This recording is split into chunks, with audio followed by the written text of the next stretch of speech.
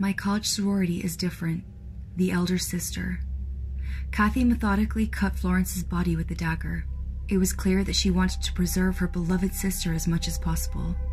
She then started eating her heart. All the while, Master chanted in a language I didn't recognize. The rest of us were dead quiet. The chewing noises echoed on the red stone walls, and I felt nauseous. But then I thought it was ridiculously selfish to let myself feel disgusted while 3 of my sisters literally died for this, and, well, a 4th one was eating 3 raw human hearts. I swallowed the bile and focused on the ritual. That's when I realized my magical energy was flowing differently. I had an amazing amount of mana, and words I didn't know started coming to my mind.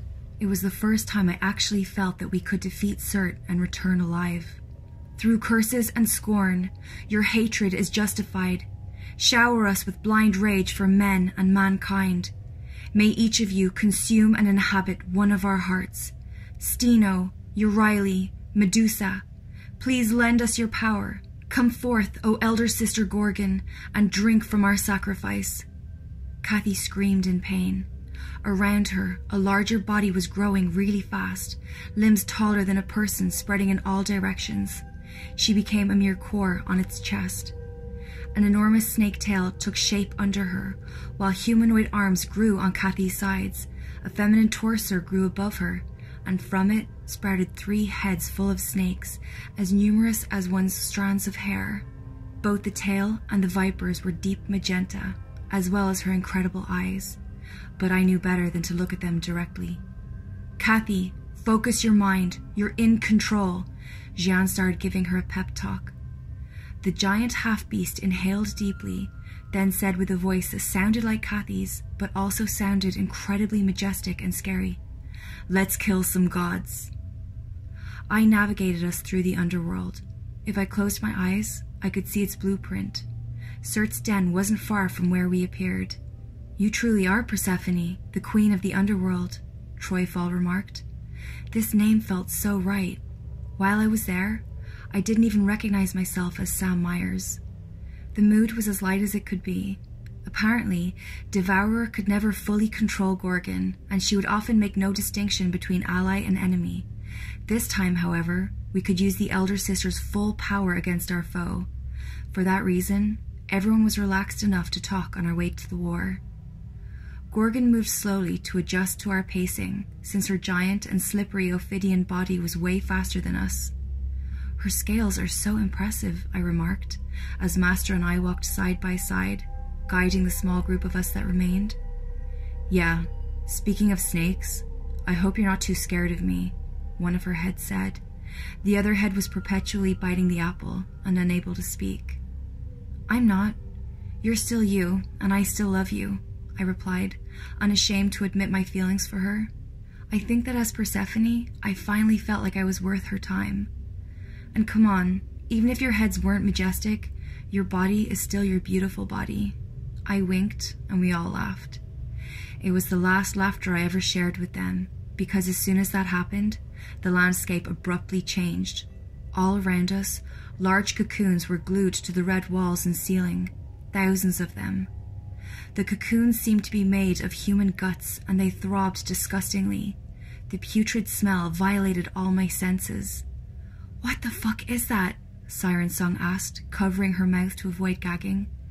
But of course, it seems that the fucker has been nurturing mindless demon soldiers for a long time," Jeanne explained. "Gorgon, how many Certs can you deal with at once?" "I can probably kill half the Certs, but it will take a while. I'll hold back a few dozen demons too, but it'll only buy you some time," Kathy replied. "I also have a few tricks down my sleeve." "Great, I think that will be enough," Jeanne assessed. "Hey, everything is fine between us," I muttered to her as I gave her a quick hug. I never saw such happy eyes. "Jeanne, Siren Song, the soldiers. Troyfall, protection.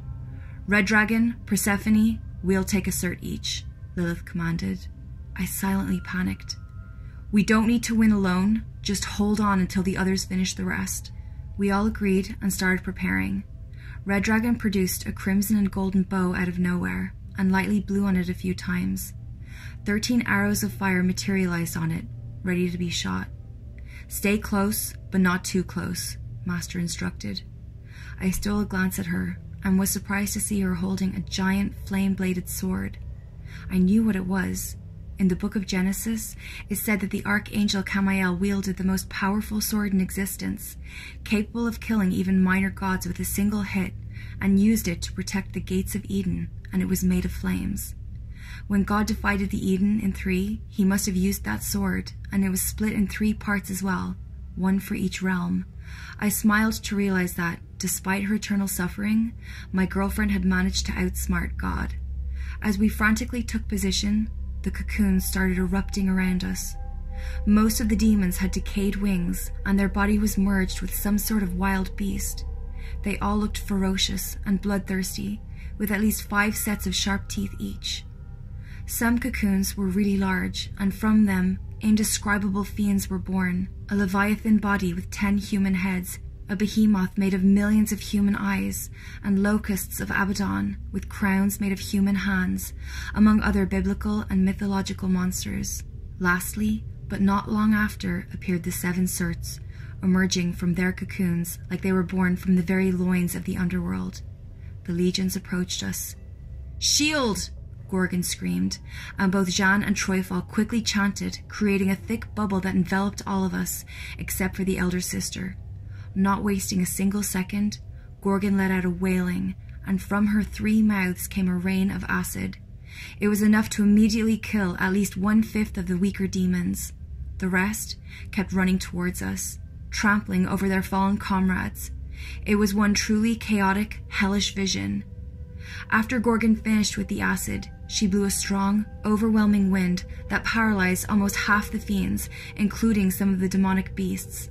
Only the Surts and the soldiers or monsters from the rear lines were unaffected, but they stopped in their tracks, confused. Siren Song took the opportunity and raced like a mako shark in the ocean, then jumped towards the army of demons, extending both hands.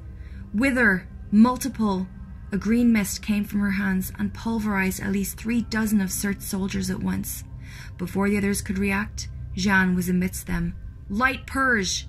A circle of light exploded from her, annihilating every demon inside its radius, including some leviathans and behemoths. If Siren Song's attack had turned flesh to dust, her orb of pure holy energy converted evil into literally nothing. Troyfall was right behind her, creating a smaller protective bubble. Apparently, unleashing such a powerful attack created some backlash, and Jeanne would be vulnerable for a few moments. Using her giant but incredibly nimble body, Gorgon rolled over the lines of demons, crushing a few more of the weaker ones under her weight, then used all the snakes from one of her heads to capture a Surt, entangling him inside an intricate magical barrier made of the snakes themselves. The 2 other heads did the same. 3 Surts were indefinitely removed from the combat. Jeanne was flapping her absurdly pristine wings and attacking from above, quickly throwing Siren Song, who would cast her amazing withering fog, then catching her back so the 2 coordinated their attacks perfectly.